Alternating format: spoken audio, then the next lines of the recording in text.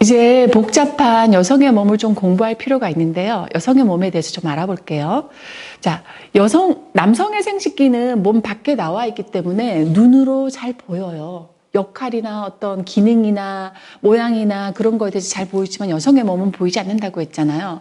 여성의 생식기는 바깥에 보이는 외부 생식기만을 생식기라고 하지 않습니다. 몸 안에 잠잠하게 잠겨놓은 생식기예요. 그러면 여성의 몸은 왜 남성처럼 몸 밖에 나와 있지 않고 몸 안에 넣어놨을까요? 아기를 가장 안전하게 잘 보호하기 위한 역할입니다. 그래서 몸 안에 들어가 있어요.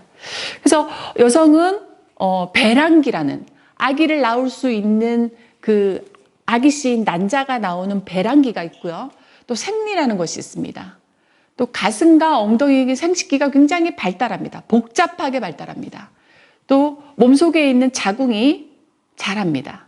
몸속에 있는 자궁이 있다는 뜻은 임신과 출산이 있다는 뜻이에요. 그래서 남성과 굉장히 복잡한 몸이고요. 생식기를 생명을 보호하기 위해서 원천적으로 보호하기 위해서 몸 안에 집어넣어 놨고요. 이 뜻은 가슴이 발달하는 이유도 이쁘고 섹시하라고 나온 것이 아니에요. 생명을 낳는 자가 아이를 키우는 역할까지 같이 하기 때문에 아기를 키우는 모유를 나오기 위한 역할로서 몸 밖으로 나오게 된 거예요. 만약에 남자가 아기를 낳는다면 남자가 가슴이 나올 거예요. 그래서 임신과 위대한 출산이 있다. 남자와 다른 복잡한 여성의 몸이다. 그래서 자궁에 대해서 조금 더 살펴보면요. 이런 모양으로 되어 있어요. 여기에서 제가 나왔어요. 모든 사람들은 전부 엄마의 자궁 안에서 나왔어요. 자, 요쪽에 양쪽에 두 개 있는 거 있죠? 이것을 무엇이라고 하냐면은 난소라고 얘기합니다. 난소도요, 남자도 똑같은 역할을 하는 곳이 있어요. 요 두 개가 이렇게 나와서 몸 밖으로 나와 있는 고환이라고 부릅니다. 위치와 이름이 다를 뿐이에요. 모든 기관은 발생학적으로 다 똑같은 기관으로 있습니다. 자, 그리고 아기가 자라는 이곳을 뭐라고 얘기하죠? 네, 자궁이라고 이야기합니다. 모든 인간은 엄마의 자궁에서 나오죠. 굉장히 중요한 역할을 하는 곳이 있어요. 이곳이 무엇이냐면 질이라고 이야기합니다. 질은 아기가 나오는 길입니다. 남성한테는 없어요. 남성한테는 자궁 없고요. 질 없어요. 이 질에는요, 6,400개의 질의 주름이 있습니다. 지금 우리 여러분들의 질은요, 손가락 하나도 집어 들어가지 않아요. 근데 여기에서 6,400개의 질의 주름이 있기 때문에 머리를 쫙 내밀고 아기가 엄마 안녕 하면서 태어나요. 그런데도 여성의 질이 하나도 찢어지지 않아요. 지금 여기 이 강의를 들으시는 여러분들은 몸이 언제쯤 되면은 이 자궁과 자궁질의 주름이나 이런 것들이 다 자라서 아기를 안전하게 낳고 안전하게 성관계를 할 수 있는 시기가 될까요? 보통 17, 18세 정도 되면은 몸이 완전히 다 익었다고 이야기합니다. 사람마다 굉장히 달라요. 빠른 친구는 그렇고요. 늦은 친구들은 20살, 21살 정도쯤 되면은 몸에 보이지 않는 내부 생식기가 다 자랐다고 해요. 그런 기능이 있습니다. 자, 그래서 우리 여러분들이 이제 사랑에 대한 이야기를 할 건데요. 연애를 시작할 때 제일 먼저 무엇을 확인하나요? 남사친과 남친은 무엇으로 구분하나요? 고백입니다. 고백은 누가 하나요? 용기 있는 자가 먼저 합니다. 용기 있는 자가 고백을 먼저 하게 되면은 상대가 이야기하죠. 나 너랑 사귀고 싶어. 너랑 사귈래? 라고 이야기할 때 어떤 이야기를 할 수 있어요? 좋아. 싫어. 생각해 볼게. 꺼져. 뭐 여러 가지 얘기를 할 수 있죠. 그럼 어떤 상태에서만 사귈 수 있습니까? 좋아. 우리 한번 사귀어보자. 그 이외에는 사귀는 거예요? 사귀지 않는 거예요. 이것도 뭐예요?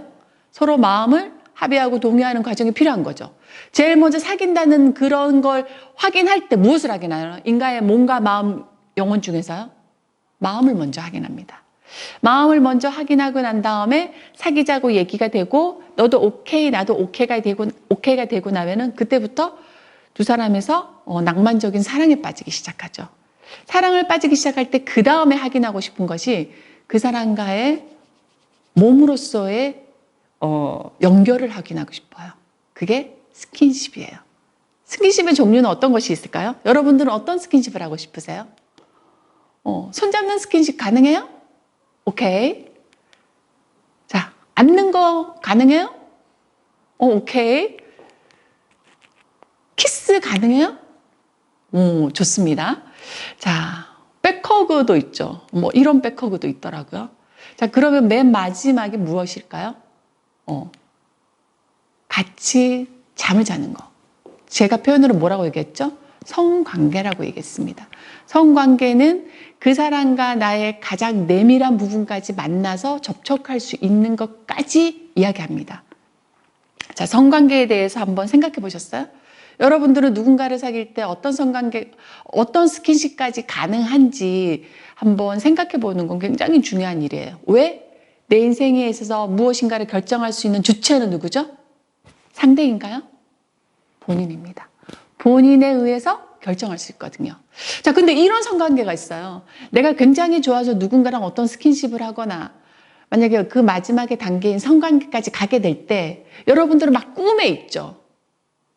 행복할 거라고 생각하고 영원할 거라고 생각하고 정말 짜릿할 거라고 생각하는 꿈이 있죠.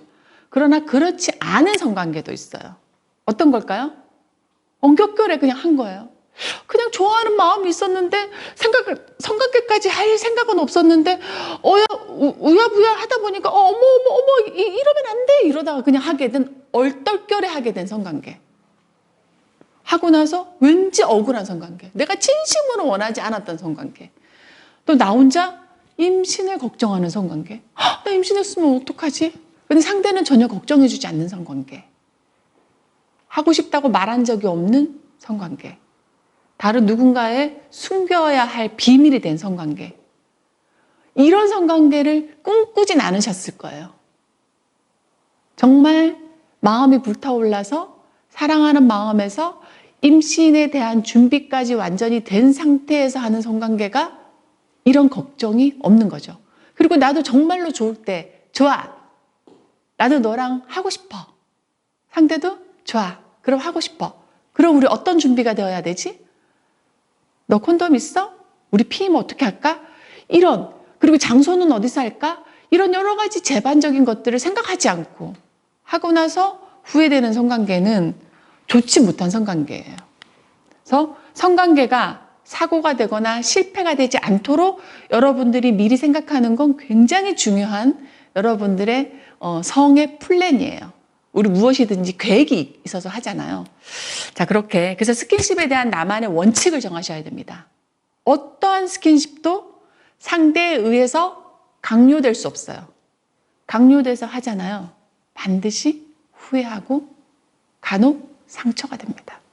그러니까 내가 좋아서 한 성관계는 할 수 있어요. 근데 내가 좋다고 한다고 하더라도 상대도 어떻게 해야 되죠? 원해야 돼.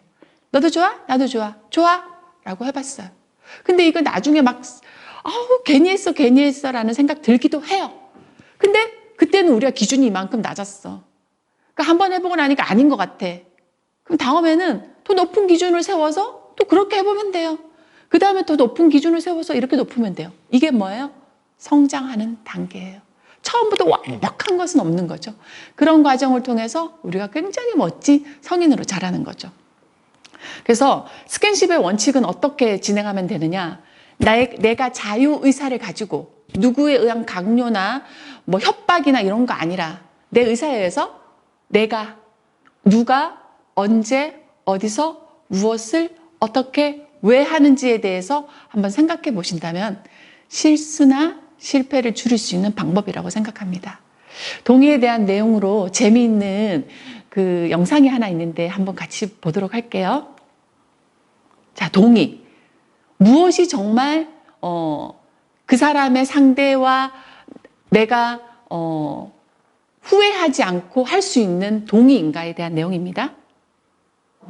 좋아하고 싶어. 내가 무슨 이유인지 모르겠다면 섹스를 한다는 상품 예전에 살을 만든다는 상상을 예전에 사 마실래? 라고 물어봅니다. 상대방이 정말 좋지 고마워 라고 말한 거는 상대방이 차를 마시고 싶어 한다는 걸 알 수 있겠죠. 만약 당신이 차 마실래? 라고 물어봤는데 상대방이 좋아 라고 말하지 않고 글쎄라고 말하면 상대방이 차를 마시지 않을 수 있다는 걸 알아야 되죠. 그리고 이게 가장 중요한 부분입니다만 억지로 마시게 하지 마세요. 당신이 차를 같이 먹고 싶다고 다른 사람 목구멍에 수천 원을 걸 리는 없잖아요. 만일 상대방이 차 마시기를 거부한다면 처음부터 차를 만들지 마세요. 만들지 말라고. 마시게 하지도 말고. 마시기 싫다는데 왜 싫냐고 인성을지도 말고. 단순히 차가 마시기 싫은 것 뿐이니까요. 오케이? 문자로 흐흐를 보낸다고 해서 차를 먹고 싶은 건 아니고 당신이 좋아한다고 해서 너랑 차를 먹고 싶은 건 아니에요. 차를 좋아한다고 해서 그걸 너랑 먹고 싶은 건 아닙니다. 그럼 언제 같이 먹고 싶은지 아냐면 네가 차 먹을래? 라고 물어봤을 때 좋아 라고 말하지 않으면 너랑 안 먹고 싶은 거 이거네.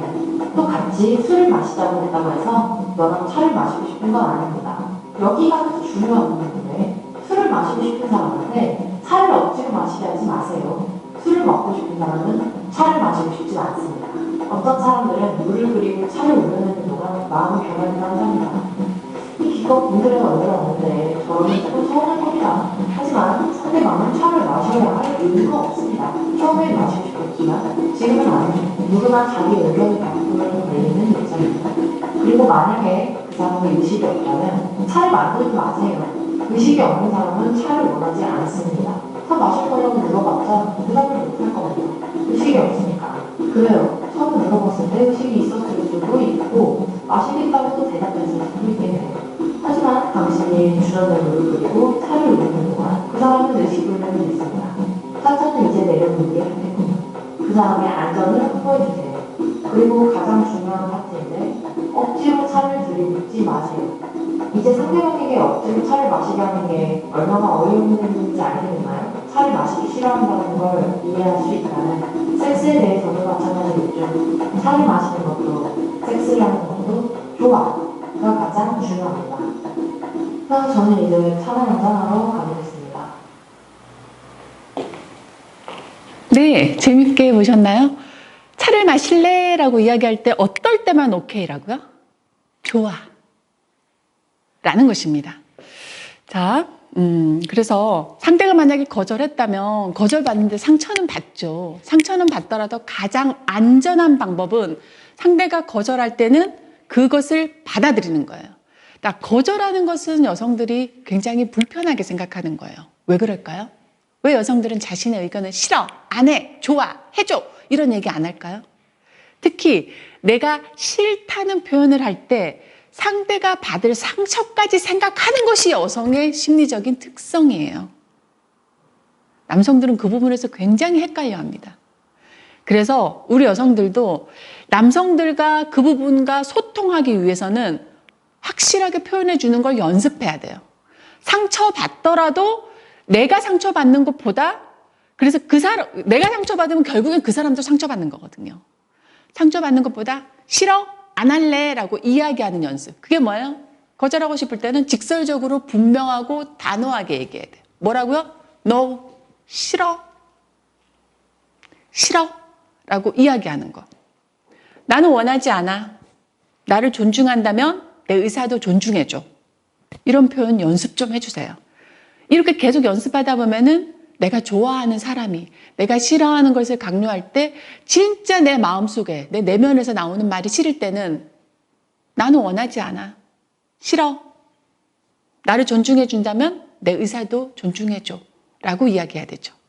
근데 둘이 좋아하고 썸을 타고 분위기가 굉장히 따끈따끈한 분위기라면은 이 부분에 대해서 완곡한 거절이라고 상대도 오해할 수 있죠.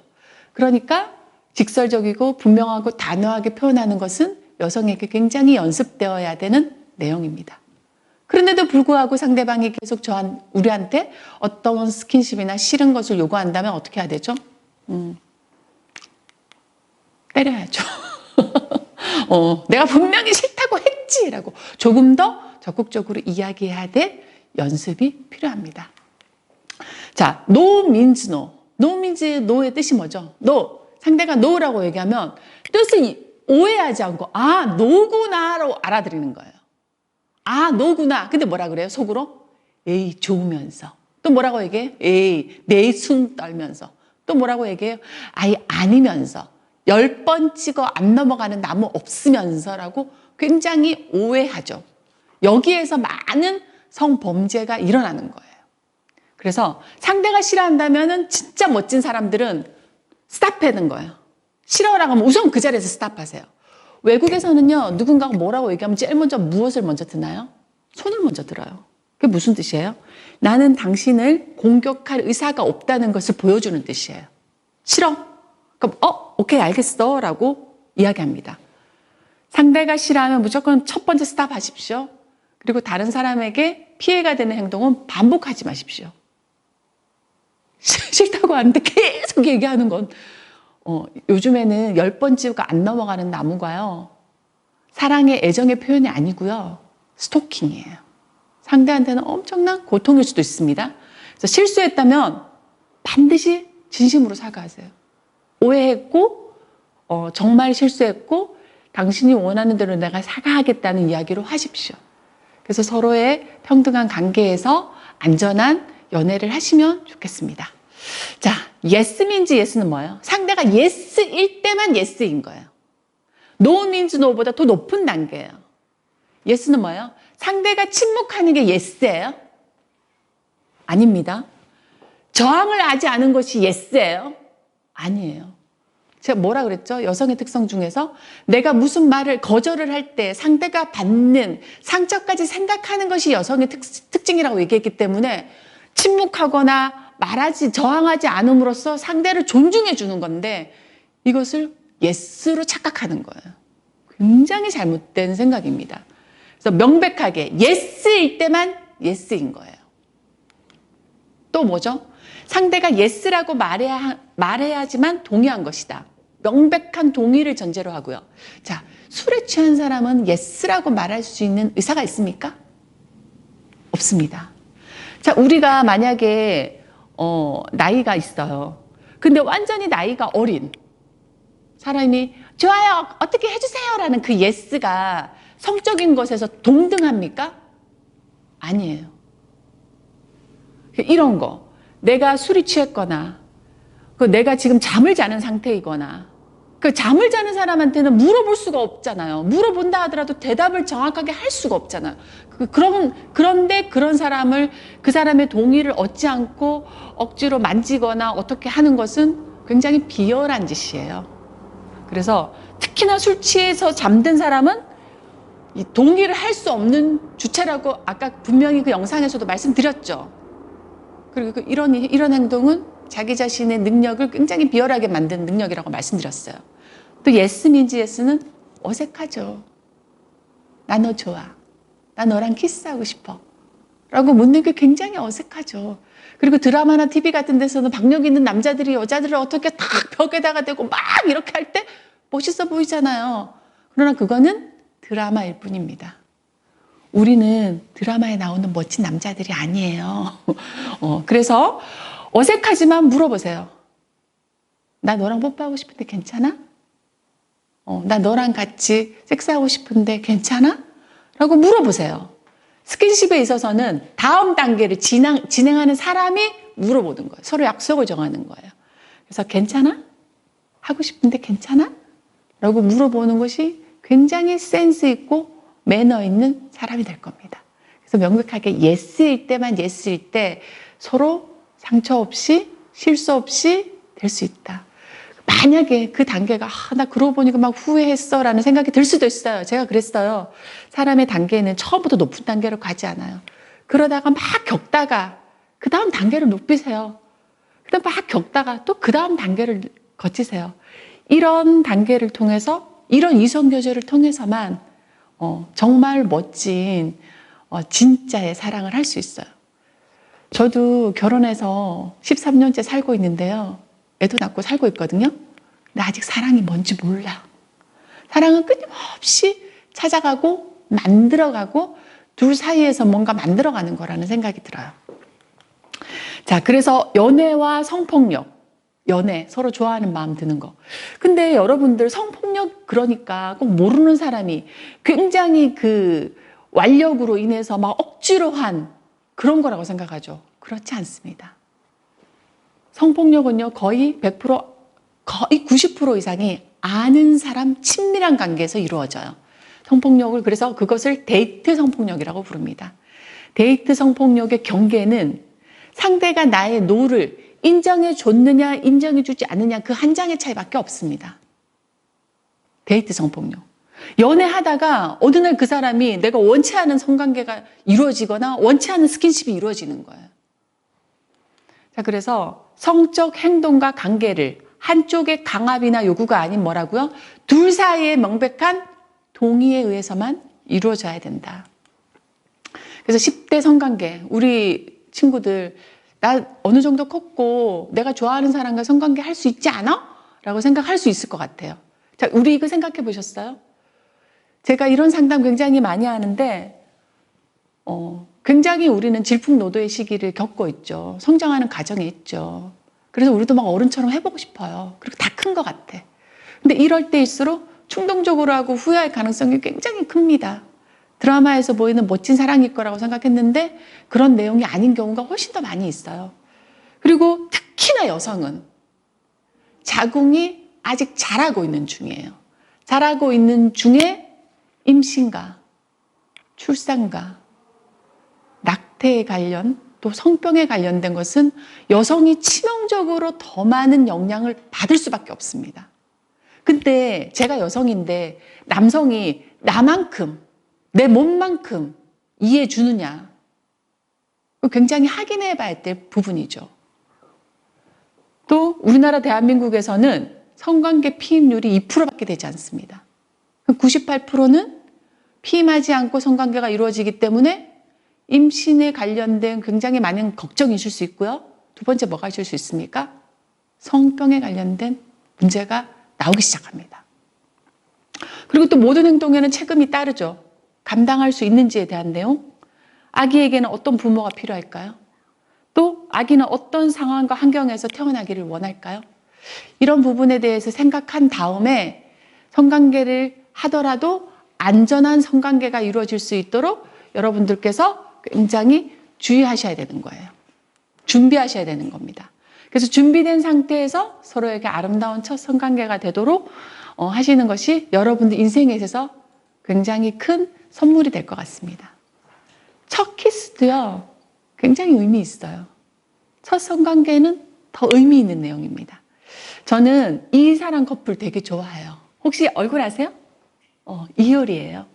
굉장히 잘 나가는 우리나라의 그냥 유명한 배우, 가수였어요. 이 사람이 자기가 원한다고 한다면 얼마든지 뭐 더 돈 많고 뭐 이런 사람 사귈 수 있었는데 정말로 자기 좋아하는 남자 만났잖아요. 두 사람에서 지금 굉장히 잘 살고 있죠.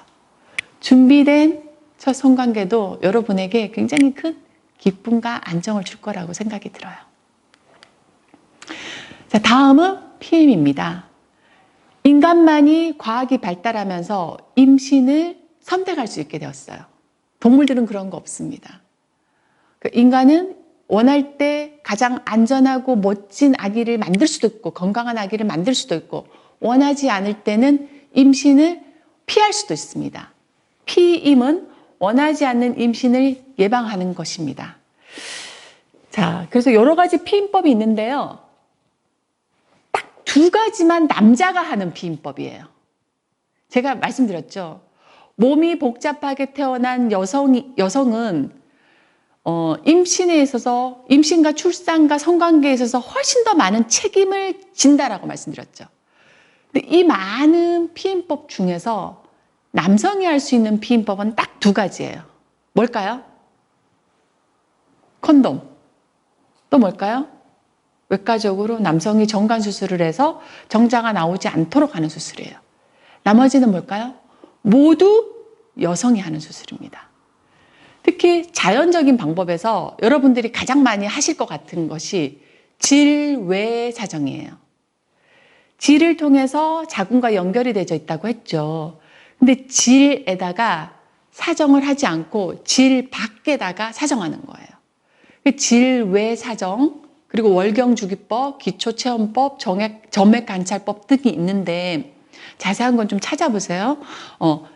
이 중에서 이 많은 것 중에서 피임법이 아닌 것이 하나 있어요. 여러분들이 착각하는 것 중에 피임법이 아닌 것 무엇일까요? 지뢰사정입니다. 지뢰사정은 피임법이 아니에요. 많은 수의 사람들이 남성이 내가 지금 사정할 것 같아 라는 그 사정 피크 타이밍에 나오는 정액으로 인해서 임신이 될 거라고 착각하지만 남성의 정액은 그렇게 나오지 않아요.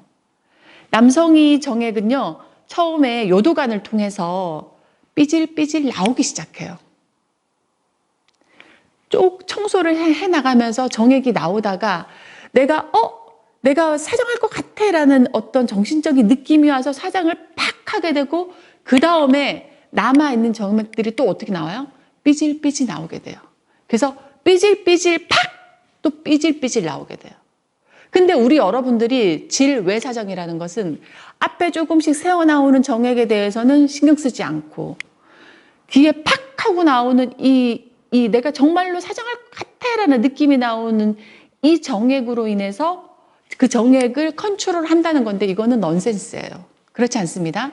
사정법이 피임법이 아니에요. 자, 그 다음에 뭐 여러 가지가 있습니다. 조금 더 여러분들이 자주 할 수 있는 것들에 대해서 생각해 볼게요. 여성은 임신에 있어서 여성이 훨씬 더 주도적인 역할을 하기 때문에 여성에 관련된 내용이에요. 생리 주기는요, 내가 생리 시작일이 며칠마다 진행된다는 거예요. 보통 사람들은요, 25일마다 진행되는 사람이 있고요, 30일마다 진행되는 사람이 있고요, 40일마다 진행되는 것이 있고요. 그건 몰라요. 그래서 반드시 여성들은 생리를 시작하면 내가 언제 생리를 시작한다는 날짜를 꼭 적어 놓으셔야 돼요. 그래서 내가 언제마다 생리를 시작한다고 하는 것이 생리 주기고요. 배란일은 탱실한 난자가 나오는 걸 배란일이라고 합니다. 배란일에 성관계를 맺으면 임신될 확률이 굉장히 높겠죠. 가임 기간은요, 배란된 그 날짜에서 앞뒤로 되어서 실제로 임신이 가능한 기간을 가임 기간이라고 합니다. 날짜를 한번 볼게요. 만약에 3월에 이 사람이 이날 생리를 시작했어요. 자, 그리고 그 다음에 4월 전날에 생리를 시작했어요. 이 여성의 배란일은 언제일까요? 모든 25일의 기간의 생리 주기를 가진 사람이든 40일의 생리 기간을 가진 사람이든 모든 사람은 무조건 다음 달 생리 시작일 마이너스 14일의 배란일입니다. 모든 사람은 그래요. 자, 그래서 뒤로 거꾸로 세워 들어가야 되죠. 그래서 제가 생리를 언제 시작하는지 날짜를 적어 놓는 것이 굉장히 중요하다고 말씀드렸어요. 14일 뒤면 며칠일까요? 하나, 둘, 셋, 넷, 다섯, 여섯, 일곱, 여덟, 아홉, 열, 열하나, 열둘, 열세, 열네. 그럼 언제가 배란일일까요? 20일이 배란일입니다. 이때 탱실한 난자가 몸 밖에서 나와요. 근데 중요한 건 정자는요, 우리 몸에서, 여성의 몸에서 생존하는 기간이 있어요. 며칠이죠? 앞으로 5일. 난자는요, 배란이 되고 난 다음에 뒤에서 3일 정도 더 존재할 수 있어요. 그래서 배란일을 기점으로 앞으로 5일, 뒤로 3일이 가임 기간. 즉, 이 기간 동안 성관계를 가지면 임신의 가능성은 굉장히 높아진다. 자, 그러면은 이날 되면은 이날 성관계 가지면 임신 안 할까요? 이날 성관계 가지면 임신 안 할까요? 혹은 생리 기간에 성관계 가지면 임신 안 할까요? 틀렸습니다. 생리 기간이 굉장히 짧은 여성들이 있어요. 20일, 24일 만에 생리하는 친구들은요, 이때가 배란일이에요. 생리 기간 때가 배란일이에요. 굉장히 빨리 난자가 만들어진다는 소리예요. 그래서 그런 건 아니다. 그리고 인간은요, 너무너무 신비한 존재라서 돌발배란이라는 것이 있어요. 이게 어떤 건지 아세요? 가장 쉽게 예를 들자면 사람이 죽을 것 같은 공포를 느끼죠. 죽음은 제가 아까 뭐랑 연결이 되어 있다 그랬어요? 그러니까 삶과 연관이 되어 있어요. 반대로 삶은 죽음과 연관이 되어 있어요. 사람이 죽을 것 같은 공포를 느낄 때 몸에서 여성은요, 너 죽을 건가 봐. 죽기 전에 애기 하나 넣고 죽어 그러면서 돌발로 배란을 시켜요. 그때가 언제인 줄 아세요? 여성이 성폭행 당할 때예요. 여성이 성폭행 당할 때 여성은요, 생명의 공포를 느껴요. 나 진짜 죽나 봐 라고 생각하는 거예요. 그럼 뇌에서 어떤 작용을 해요? 너 죽기 전에 애기 하나 만들어 라고 해서 돌발로 배란을 시켜요. 그래서 성폭행, 즉 원치 않는 성관계를 강압적으로 당한 여성들은 임신할 가능성이 굉장히 높습니다. 그것이 무엇이에요? 돌발 배란이에요. 자, 그래서 선생님 제가요 이날 성관계를 가졌는데요, 저의 임신 확률은 몇 프로일까요? 라는 말은 사실은 틀렸어요. 임신이 확인되기 전까지는 임신은 0% 아닌 100%예요. 그래서 반드시 내가 출산의 계획이 없다면 반드시 피임하셔야 됩니다.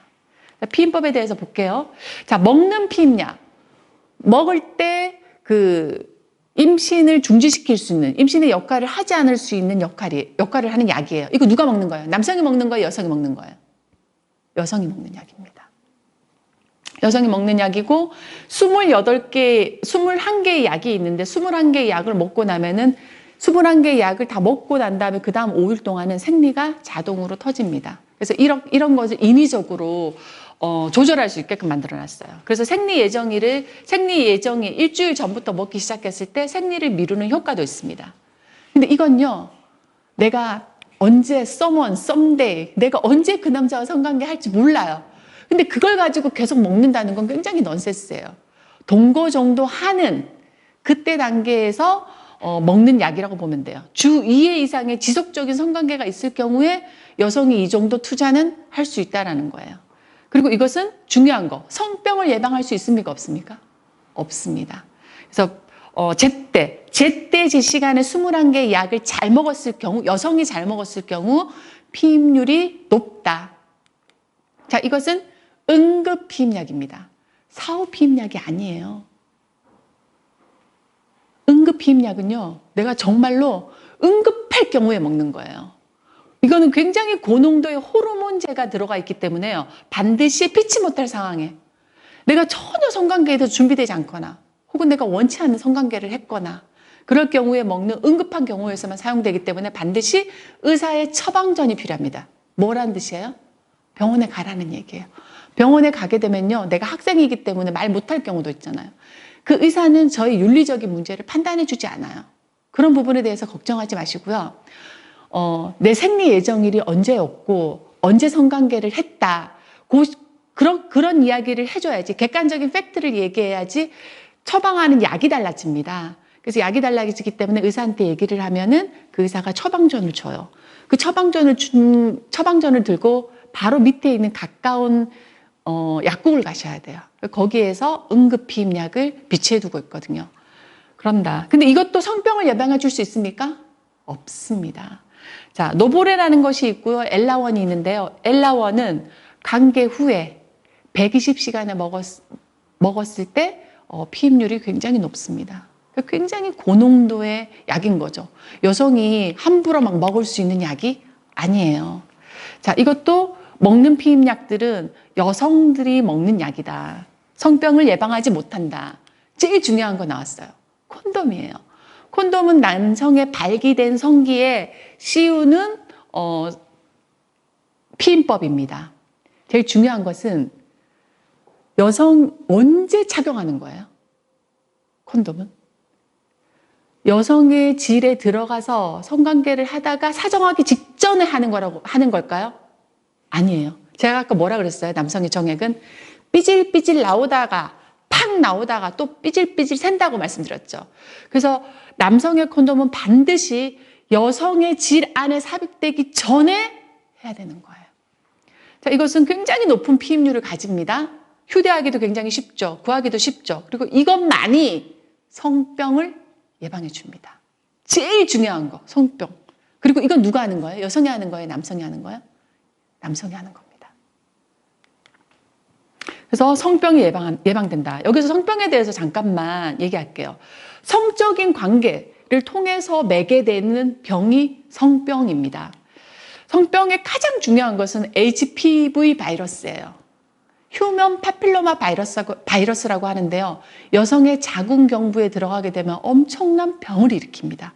그래서 우리나라 대한민국에서는 여성에게 이 병이 워낙 많이 걸리니까 왜 많이 걸릴까요? 남성에 의해서 오는 거예요. 그래서 워낙 많이 걸리니까 의무적으로 초등학교 6학년, 생일 지난 초등학교 6학년이 2번 맞게 되면 예방하는 효과를 가진다고 해서 지금은 실행하고 있습니다. 휴먼 파필로마 바이러스예요. 여성에게는 자궁경부암의 원인이 된다라고 했습니다. 자, 아까 자궁이 있었죠. 이제 그림이 조금 익숙해지셨나요? 여기 보면은 여기가 자궁경부예요. 남성의 성기가 들어오게 되면 가장 먼저 만나는 것이 자궁경부예요.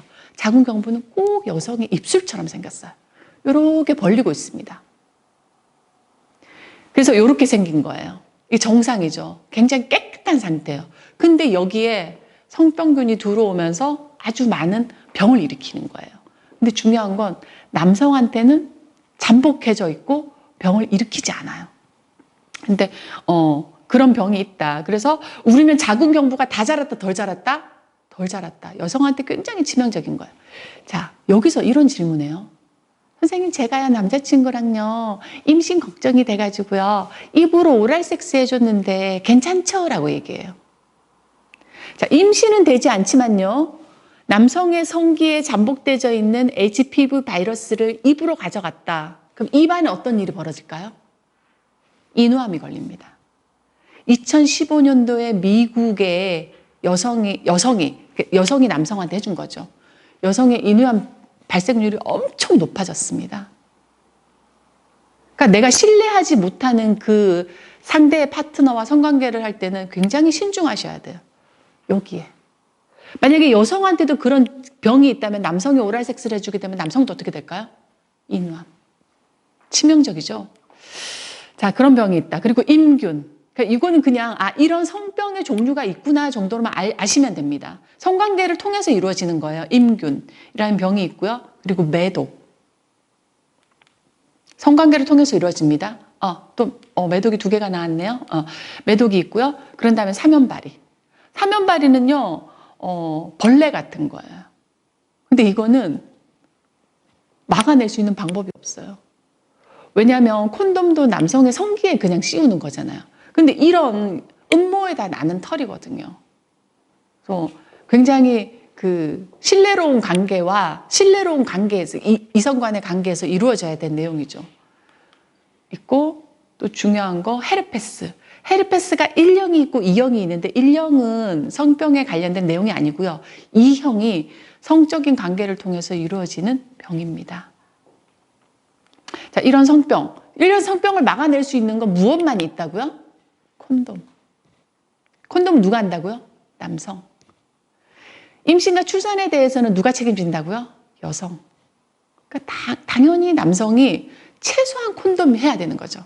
그래서 안전한 내 몸을 위해서 어떤 거? 성관계를 한다면 no condom, no sex. 뭐라고요? no con, no sex. 그 누구를 위한 거예요? 너와 나를 위한 거예요. 너와 나를 위한 것 중에서 가장 안전한 방법이 콘돔입니다. 그래서 콘돔 없이 섹스 없다라는 것을 머릿속에 꼭 기억해 주시기 바랍니다. 콘돔만이 저런 아주 무시무시한 성병을 막아낼 수 있기 때문에 그렇습니다. 자, 그 다음에 임신. 만약에 그런 성적인 관계를 통해서 피임을 잘 했다고 얘기했는데도 불구하고 임신에 관련된 걱정을 하실 수 있잖아요. 그래서 임신하기는 어떻게 하는지. 성관계가 있은 후 생리 예정일이 지났음에도 불구하고 생리가 안 나와. 또 그리고 가임기 때 배란되고 앞으로 5일 뒤로 3일이 가임기라고 얘기했죠. 가임기 때 성관계가 있었을 경우 걱정되죠. 그럴 때 할 수 있는 경우예요. 자, 가장 쉽게 구할 수 있는 것은 이런 소변 테스트기입니다. 아침에 일어나서 첫 소변 흐르는 곳에서 이렇게 대보면은 임신일 경우에 이렇게 2줄의 그 표시가 나거든요. 임신이 아닐 경우에는 하나만 납니다. 그래서 마지막 관계 후에 2주 후 언제요? 성관계를 하고 난 다음에 2주 후에 첫 번째로 해볼 수 있어요. 아침에 첫 소변으로 테스트 해볼 수 있고요. 그리고 난 다음에 그럼에도 불구하고 생리 예정일이 지났는데 가임 기간은 아니었는데 생리 예정일이 지났는데도 안 나와. 그럼 생리 예정일이 지나고 일주일 후에는 초음파를 통해서 해볼 수 있습니다. 초음파는 어디서 하죠? 병원에 가서 하죠. 그 초음파로 인해서 안 될 경우는 다시 피 검사를 통해서도 생리 임신인지 아닌지를 확인할 수 있어요. 성관계 하게 되면요, 무조건 이런 문제는 누구한테 있을 수 있어요? 남성과 여성 중에서? 여성입니다. 그래서 여성이 굉장히 복잡하게 잘 생각해야 되는 부분이죠. 물론 남성들도 굉장히 걱정되겠지만 온몸으로 감당하는 것은 누구라고요? 여성입니다. 자, 임신이 하고 되면 우리는 선택해야 됩니다. 출산을 할 것인가? 아기를 없애는 일을 해야 될 것인가? 자, 낙태라는 것은요, 자궁에서 발육 중인, 이미 착상이 되고 아기가 자라고 있는 이런 발육 중인 태아를 인공적으로 제거하는 것. 자연적인 것이 아니라 인공적으로 제거하는 것을 낙태라고 합니다. 자, 아기들이 이렇게 쭉 있죠. 보통 병원에 가서 임신입니다라고 확인하는 게 거의 4주 정도예요. 4주 정도에서는 벌써 이렇게 태아가 이미 다 나와서 자궁이 착상을 한 상태예요. 4주, 5주, 6주, 8주에서 15주, 그다음에 4개월부터 출산까지의 관계가 있죠. 아기는요, 6개월 정도만 되어도요, 미숙아 상태로 태어나서 인큐베이터에서 살 수 있습니다. 그래서 이 단계에서 아기를 없애는 일은 엄마도 목숨 걸고 해야 되는 일이고요. 아기도 목숨 걸고 해야 되는 일이에요. 그리고 의사 선생님도 굉장히 윤리적으로 힘들어 하세요. 왜? 약을 넣어서 아기를 출산하는 과정과 똑같거든요. 근데 아기가 살아있어요. 그래서 이번에 문제가 된 사건도 있었습니다. 아주 어렵게 큰 아기였는데 아기를 약을 넣어서 아기를 출산하는 과정을 통해서 출산을 했는데 아기가 살아있는 거예요. 그래서 그냥 내버려뒀어요. 아기가 죽었습니다. 이런 윤리적인 문제가 있는 거죠. 그래서 이 단계에서 어떤 식으로 이렇게 자연적으로 자라는 아기를 인공적으로 없애는 수술이 낙태 수술이다. 뭐 간단하게만 볼게요. 인공중절 수술이라고도 부르는데요. 임신 5주에서 6주, 한 1, 2cm 정도 된다고 해요. 태아가. 탯줄, 태반 그런 거 다 빼고 태아의 그 내용에서 자궁 안에 도구를 넣어서 태아를 흡입해버립니다. 그래서 없애는 수술이에요. 임신 2, 3개월 정도쯤 되면 태아가 7, 8cm 정도 자랍니다. 이런 경우에서는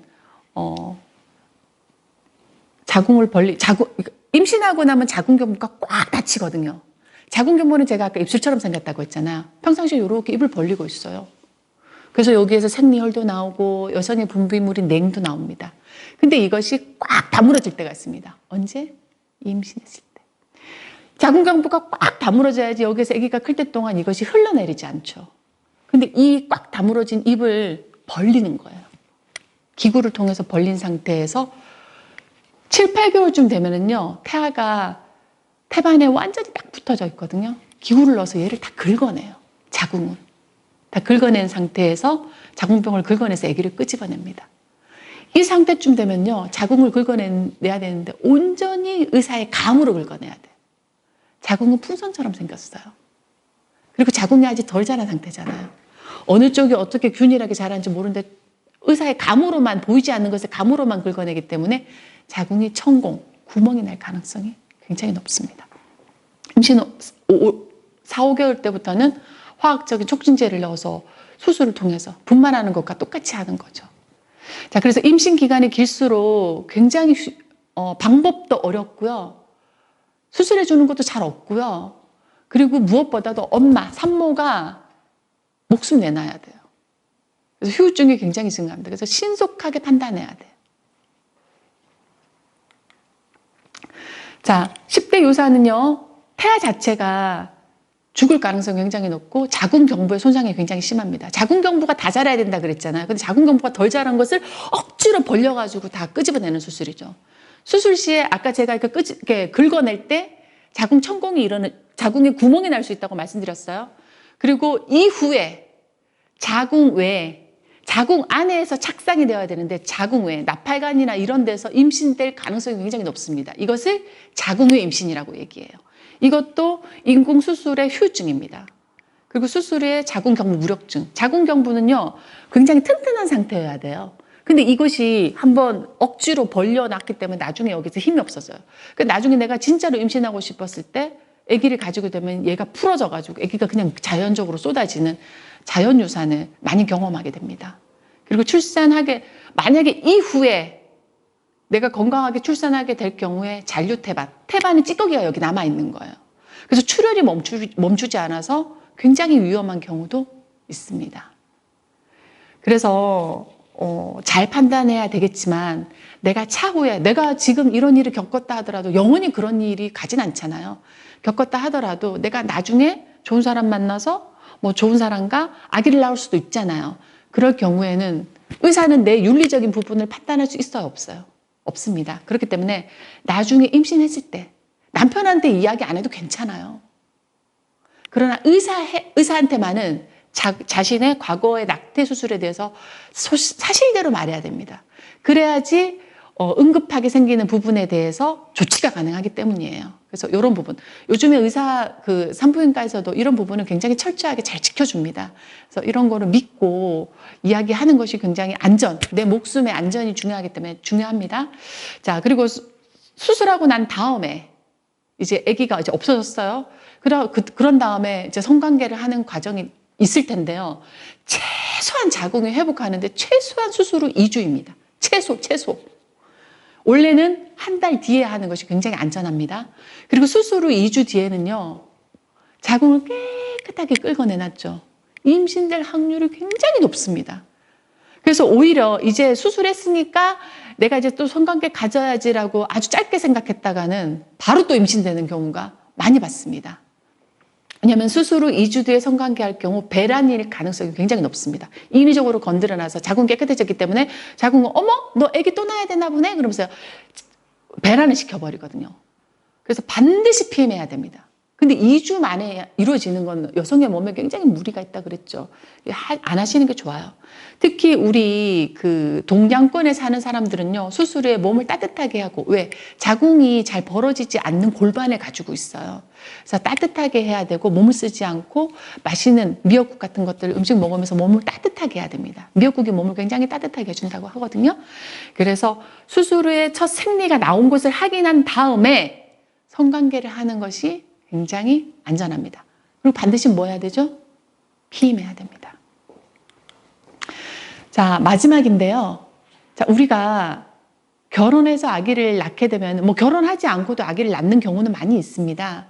근데 결혼하고 나서 아기를 낳게 되면은 여러 가지 제반적인, 행정적인, 그리고 사회적인, 안정적인 제도 장치 안에서, 있을 수 있어요. 그래서 많은 사람들이 그렇게 하죠. 근데 결혼을 하지 않고 아기를 낳겠다라고 결정을 했다면은 어쨌든 지금은 혼인 외에 10대에 출산이 되는 거죠. 제가 어제도 미혼모 시설에 강의를 갔다 왔는데 대한민국에서 결혼을 하지 않고 아기를 낳고 키우는 사람들도 굉장히 힘든 삶을 살고 있어요. 근데 이거는 지금 만약에 여러분들이 만약에 한국에서 이런 문제가 생긴다고 한다면 같은 국적의 사람끼리는 다른 문제지만 다른 국적의 사람들과의 관계에서 혼인 외에서 출산에 문제가 생긴다면은 생각해 봐야 될 문제점들이 있습니다. 우리 이런 거 막 사랑한다고 생각해서 그런 거 생각 못 할 수도 있잖아요. 자, 출산하게 되면 여러 가지 선택할 수 있는 방법. 첫 번째, 아기 낳고 난 다음에 입양 보내겠다라고 생각할 수 있죠. 근데 특히나 다른 나라에서도 잘 모르겠지만 우리나라 같은 경우에서는 혈연 중심이 되게 중요해요. 그래서 내가 내 피가 아니면은 온전한 내 피가 아니고서는 가족으로 인정하지 않으려는 문화가 있습니다. 바꿔가야 되는 문화이긴 하지만 지금의 단계에서는 그렇습니다. 현실은 직시하고 이 현실에서 내가 어떻게 무엇인가를 결정해야 되잖아요. 두 번째, 미혼모, 결혼하지 않은 엄마의 삶을 산다면은 결혼의 가정이 아닌 가정 형태에 대한 부정적인 시각이 아직도 존재합니다. 대한민국에서는 학생이 임신하게 되면은 학교를 다니지 못합니다. 여학생이. 법으로 그렇게 되어 있진 않아요. 근데 많은 사람들이 어머 쟤 임신했대. 저런 애를 우리 학교에 오게 되면 다른 애들이 뭘 배울 것 같아요? 라는 그런 민원들 때문에 본인이 스스로 견디지 못하고 나가게 되는 거예요. 대만이나 프랑스 같은 데서는 학생들이 임신을 하고 출산을 하더라도 그 나라에서는 그래도 출산하는 아이는 보호해야 된다는, 그리고 학습권을 보호해야 된다는 그런 의식들이 잡혀져 있지만 아직 대한민국에서는 아닙니다. 그리고 가장 중요한 부분, 대한민국에서의 출생하고 또 국적을 취득하는 부분은 더 어려운 문제예요. 대한민국에서 국적은 왜? 아기를 낳는 주체자가 여성이에요, 남성이에요? 여성이잖아요. 외국일 가능성이 높죠. 여성인데 그럼 아빠는 누구일까요? 한국인 아빠의 가능성이 높죠. 우리나라에서는요, 대한민국 국적이 아빠만이 대한민국에서 출생신고를 할 수가 있대요. 제가 이거 막 전화해서 알아봤거든요. 한 번 더 확인하느라고. 출생을 할 수 있대요. 근데 중요한 건 출생신고. 이런 사람이 태어났어요 라는 출생신고이지 국적을 취득하는 건 아니래요. 그 국적은 어떻게 취득합니까? 라고 물어봤더니 혼인 외 상태이기 때문에. 왜? 생물학적으로 아기를 낳은 사람은 엄마인 거잖아요. 찰생이기 때문에 출생한 자녀는 국적은 안 만들어져. 내가 만약에 다른 애 데리고 와서 아빠가 데리고 와서 이 애가 내 애요라고 얘기할 수도 있잖아요. 근데 이걸 혼인 관계를 하려고 그러면 실제 엄마의 그 관계가 필요하대요. 어렵죠? 그래서 국적 취득은 나라 간에 굉장히 어려운 문제가 있더라고요. 엄마가 다시 우리나라에서 혼인을 해서 이 출생신고를 하는 아빠랑 혼인을 해서 이 사이에서 아이를 출생신고하게 되면 이 아이의 국적은 아빠의 국적을 따라갈 수 있어요. 근데 그렇지 않은 경우에서는 엄마 나라에 가서 생물학적으로 낳은 사람은 엄마니까 엄마 나라에 가서 국적을 취득해서 아빠가 이 국적을 허락하는 여러 가지 어려운 과정들이 있더라고요. 조금 더 자세하게 한번 공부를 한번 해보세요. 자, 이런 부분이 있기 때문에 여러분들은 성적인 관계에 대해서 대상도 굉장히 중요하지만 어떤 관계에서 어떤 임신과 어떤 출산과 어떤 방법을 통해서 해야 되는지는 굉장히 신중하게 처리돼야 될 문제라고 생각됩니다.